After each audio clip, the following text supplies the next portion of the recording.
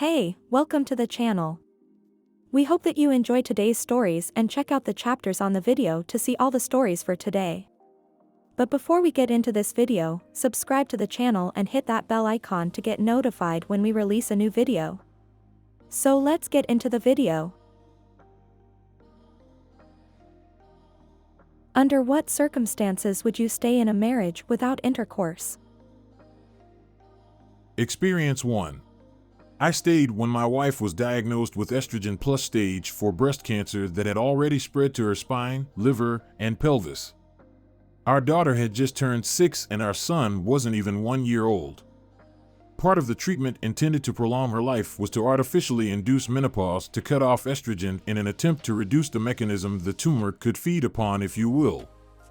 Up to that point, we didn't know why she was in so much back pain, and I had been pretty down about the absence of a previously robust intercourse life. But then it all, sadly, became too clear.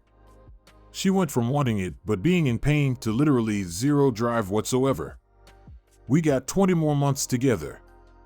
Edit for clarity, she passed in September 2019, 20 months after stage 4 diagnosis.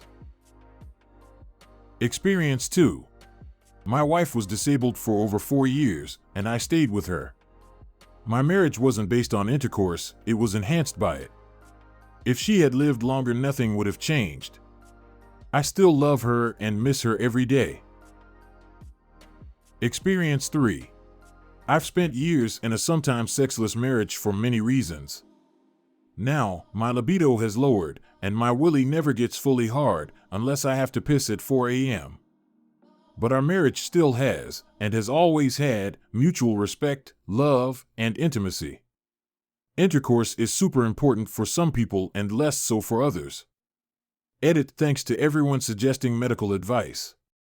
Yes, I've had sleep studies done, I've been to a cardiologist, and only get up to pee if I've had too much water late at night.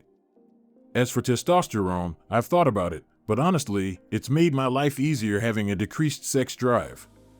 I still have one, don't worry, but I can now think of other things besides intercourses. Sometimes. Experience 4. If my partner got injured and was incapable of having or enjoying intercourse anymore. It isn't their fault, and although I would miss it terribly and probably feel a little miserable every time I got horny, it wasn't a choice they made to leave our sexual side behind, so why would I leave someone I love dearly for something they couldn't help? Experience 5. If my partner was incapable of performing, I would absolutely stay. He is my everything. We are partners, best friends, and lovers. Intercourse is only one part of the equation, and the other parts more than make up for it. We have had issues over the years on both sides, not going to go into details, so when I say I would not leave and he would not, we have already faced this question, so we know the answer. Just because one partner can't perform doesn't mean the other loses their sexuality completely. You can self-perform, so to speak. You still can have intimacy. There are still a lot of things that can be done.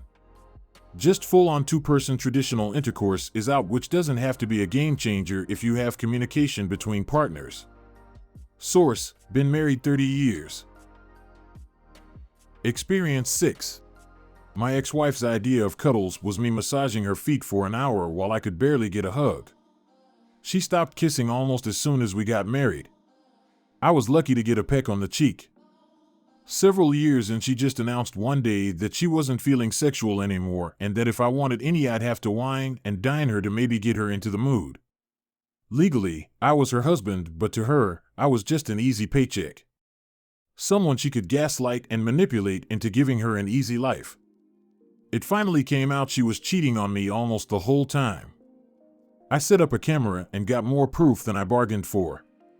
It turns out she was very sexual and enthusiastically engaged in things she shamed me for even mentioning. We are no longer married. It took me a while, but now looking back, I felt far more alone and isolated lying in bed next to her than I ever have as a single man. Experience 7. When we are old, I think it's going to be different and intercourse will not be as important, so probably at that point. And if my husband became very ill or had an accident that would make it impossible for him to have intercourse, then I would stay in a sexless marriage. It's in sickness and in health. Experience 8. My partner was born with a medical condition that cut his lifespan in half. In the end, he will most likely have a ton of health problems, and intercourse may not be in the equation for whatever reason. He is my best friend. I will love him and care for him until the end, and then past the end. I don't care if I have to change his diaper and wipe his butt. I don't care if dementia comes for him. I'll be there holding his hand. Experience 9. Well, speaking from experience, my wife had cancer at an early age, and the medications that she was on forced her to have early menopause. It inhibited hormone production and all but ended her sex drive. So, the last 6 years of her life were sexless. And of course, I never even pushed the subject, especially in the beginning when we tried. It caused her a lot of pain. I stayed with her because I loved her, and she needed somebody who truly cared and loved her. That's the circumstance I stayed in a sexless marriage. Experience 10. My marriage is the best thing that ever happened to me. My husband is the greatest person I have ever met, and hanging out with him is literally what I live for. If he suddenly decided he never wanted to have intercourse again, I would definitely stay. He is my penguin, my life partner, and life without him would be unbearable. Experience 11. My wife and I do not have intercourse regularly, but that's my freaking number one homie. If I divorced her, I'd lose my best friend. That crap isn't worth it. The hub is free, but 15 years of friendship, inside jokes, memories, laughs, and someone to watch crappy horror movies with me is priceless. Do you like listening to these stories? Do you want to hear more of them? Then click that like button, subscribe to the channel, and hit that notification bell. And check the description for links to more videos and interesting stories. Experience 12. A lack of ability. If my partner lacked affection for me, it would end the marriage. On the other hand, intercourse isn't the same thing as affection. Orgasm isn't the same thing as little touches while cooking in the kitchen, or cuddles on the couch, or back rubs, snuggles, or simple touch. All of those are a lot more important to me and a lot harder to do without than intercourse. Experience 13. If you still are intimate with the other person. Between my first time and today, I've slept with 5 guys, but I truly feel intimate with one, the actual guy. And he's the only one with whom intercourse is, very difficult. But he's patient, kind, cute, and lovely, and we are intimate through cuddles, talks, and time out. He's better than all my ex, even if intercourse was better with them. He's the only one I consider as an adult and with whom I'm craving to spend time. You can be intimate with someone and never have intercourse with them, and on the other hand, have intercourse and never be intimate. Intercourse workers have intercourse without being intimate, and married couples for a long time can be intimate without intercourse. Experience 14. Health reasons. My marriage is essentially sexless. My wife has been bedbound for about 5 years now. In that time, I think we've had intercourse once and fooled around with some other things a handful of times, but in general, no intercourse, period. Experience 15. My wife and I are both happy and healthy individuals. We're both just busy as hell. We each have full-time jobs and are raising our twin 5-year-old daughters. Sometimes you're just too damn tired, sometimes she is, sometimes you both are. It's just part of it. The intercourse life comes and goes, sometimes you have a week of fun, and sometimes it seems like months have passed since you've both had time. I don't even want to attempt to know what these people who have lost a spouse and who had already done the aforementioned lifestyle have been through. But I like to think at that point intercourse wouldn't matter. I'd be happy just cuddling with my gal at that point. My heart goes out to those who've lost their spouse in this chat and everywhere. I don't know what I'd do without my wife. Experience 16. If your partner/spouse had a medical problem that meant they couldn't have intercourse. through sickness and in health. I believe you should stay with them if you love them. If they choose not to have intercourse because they just don't want to, then it's justified if you choose to leave if it's important to you. Experience 17.